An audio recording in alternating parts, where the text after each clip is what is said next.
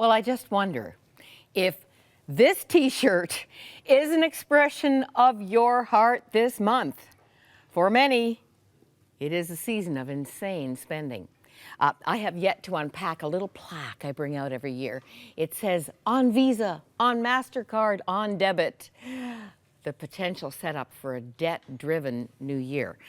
Stop everything, take a time out. We've got the founder and president of Managing God's Money. We always get helpful financial counsel from Michael Bell. And I had a super surprise this spring when I went out to Briarcrest Bible College and discovered professor in residence, official title, Michael, adjunct professor of business administration for Briarcrest Bible College and Seminary, and you're loving it. I'm loving it, and I'm living in a little town, a little hamlet called Caron. Right across the Right number across one the highway. Yeah, and I've got 7-minute commute, and going across the highway, I love it. I love my students. We have fun. We have fun. That's what it's all about. Well, thank you for coming all the way back here for us. I mean, the song is in my head. It's that time of year when the world falls in love.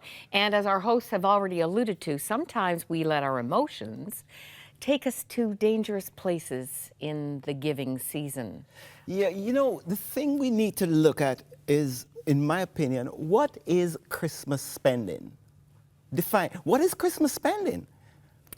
Well, do you want me to spiritualize it? No, I know you don't want me to just do that. lay it on. But I mean, God so loved the world that he gave. And so we embrace a season of giving to others. But that's not what happens. If you go to the mall, we're spending and spending and spending, and we're not really giving to others. And I think we should stop. And what we need to do is to say, this is the season. For my birthday, I get gifts. For your birthday, you get gifts. Why not give Jesus gifts for his birthday and stop this insane spending? You know what? A big screen TV is good, but I don't think Jesus needs that, really. I think sometimes you think we don't need it either. I And won't go you there. don't give gifts at Christmas. Now, just in case people were going to say, what a bah humbug he is, you listen to Christmas music all year. Oh, I love Christmas music. Oh, absolutely. It's the best music. And you love to spoil those grandkids on their birthdays. Yes. But you approach Christmas quite differently. Yes, what we said about 10, 15 years ago was Christmas is Jesus' birthday. For God so loved the world that he gave, oh wow, he gave his one and only son. And we should be thankful. So what we do is we look for ministries to bless. So we'll send a note to the 5 grandkids and the 2 kids to say, you gave Jesus this gift this year. You're not getting anything. So it might be a goat for a village. It or might be a goat, it might be a soccer ball, it might be something much more significant, but we're not giving them, but we honor their birthday, and we say to them, guys, you honor Jesus' birthday this way. You know, I go to the mall and I watch the shopping, and I see people buying, I'm thinking, the things that they're buying aren't necessary.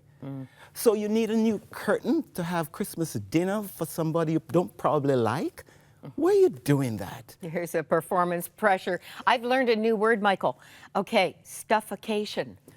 And in my mind, I didn't spell it correctly, so I've got it on the screen there.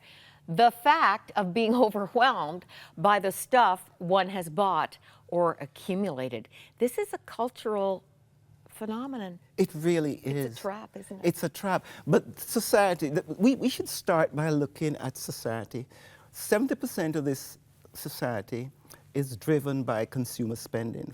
So the government actually creates this issue for us. Interest rates are low, and we want consumers to spend so that we can get jobs and we not have anybody laid off.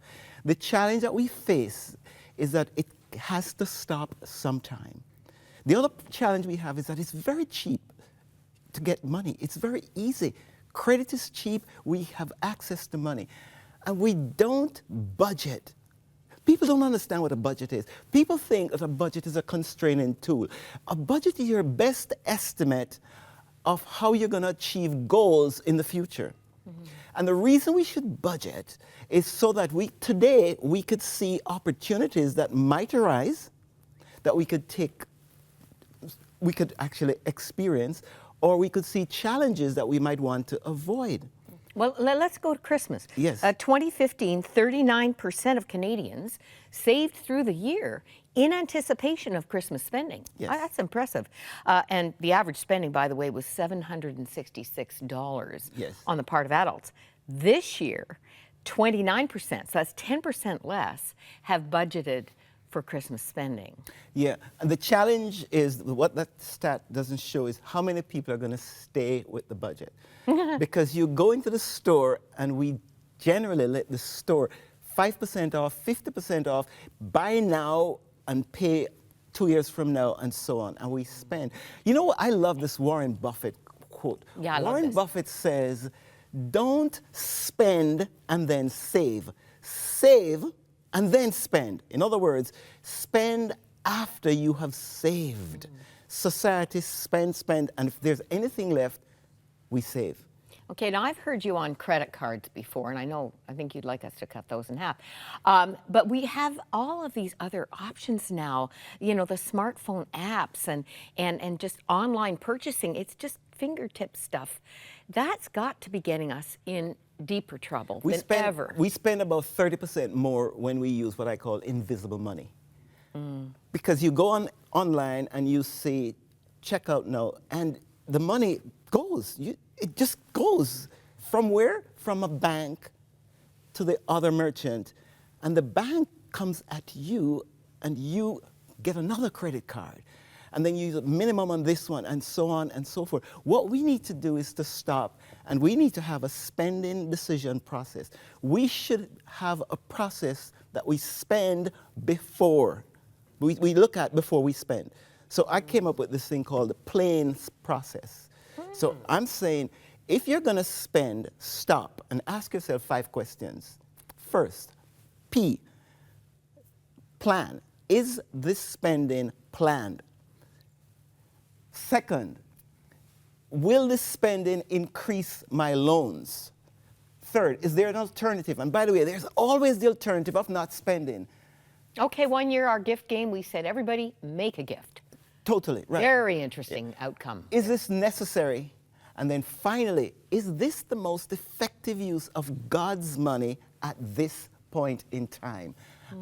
That sounds like a reality check. It's a reality check. And if you can't answer all of those, especially if you didn't plan it, if it's going to increase your loan, go to jail, go direct to jail, do not collect 200. You can't do it. No get out of jail cards, free. But you know what? We can always get the things that we think we have to get in Christmas in January. Boxing Day continues until February. How much of the problem here, though, truly, and we've alluded to it more than once, is driven by the emotion of the season, the desire to express love, to make it special, to spoil someone. I mean, you've conquered it with your grandkids. They don't think Grandpa, Papa loves them less, do they? No, no. And in fact, you know, it's not even a big thing anymore. We've been doing it so long. The key was to explain to them that at your birthday, you get the gift. Therefore, at Jesus' birthday, he get gift. For example, if people are watching here, a great Christmas gift would be to see how we could get this program, this channel, continue on the air.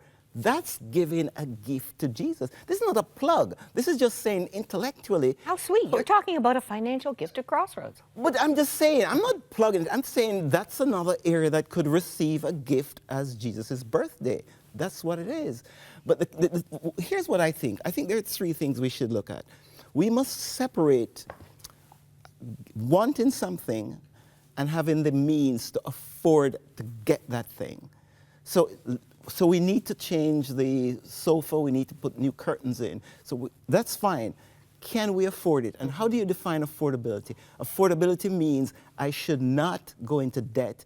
And secondly, I should not do anything that compromises a decision that I will make that requires funds in later months or weeks. Let's face it, God is not honored by the post-Christmas blues that may assault you in January because you've been unwise. Definitely. So, hey, we don't need to take away gift giving. What No, you do no. is very commendable, Michael, and I think there are some people who are going to give it serious consideration.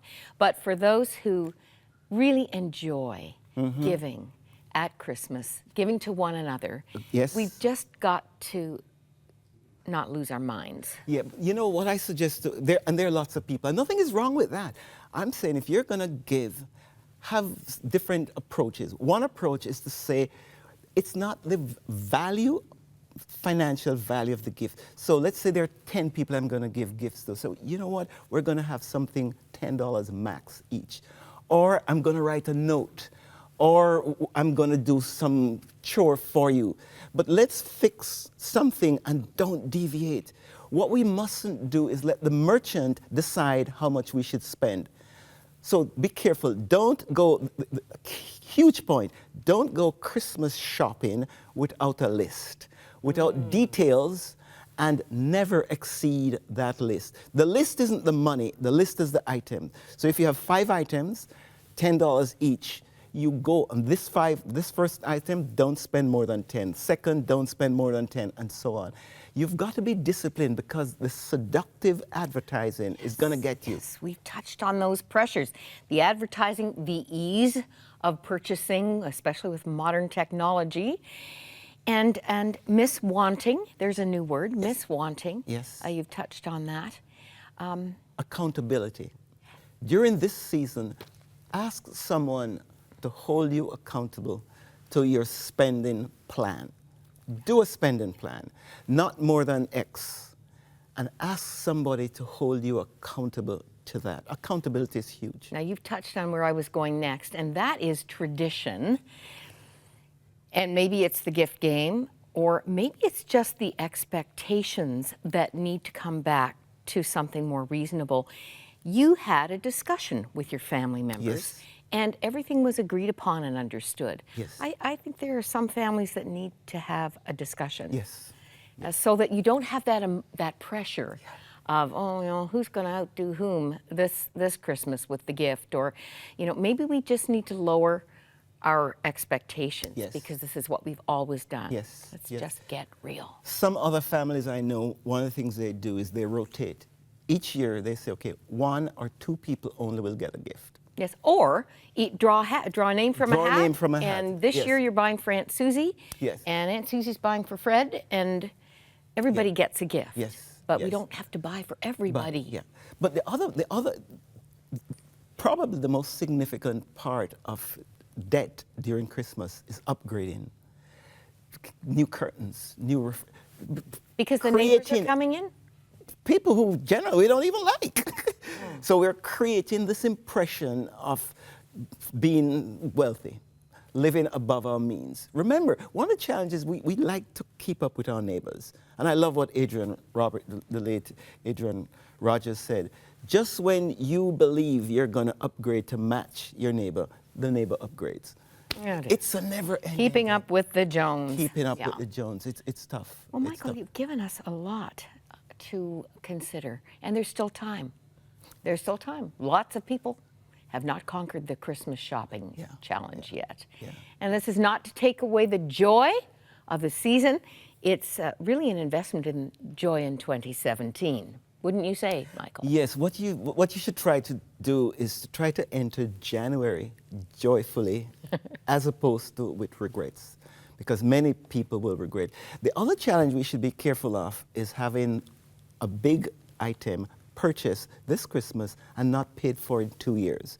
We must be very careful we don't go the no money down until X. That's a huge deal. Read the fine print. Yeah, and it's a big temptation. We got to be very careful of that. Michael, we needed this, and you're right on time.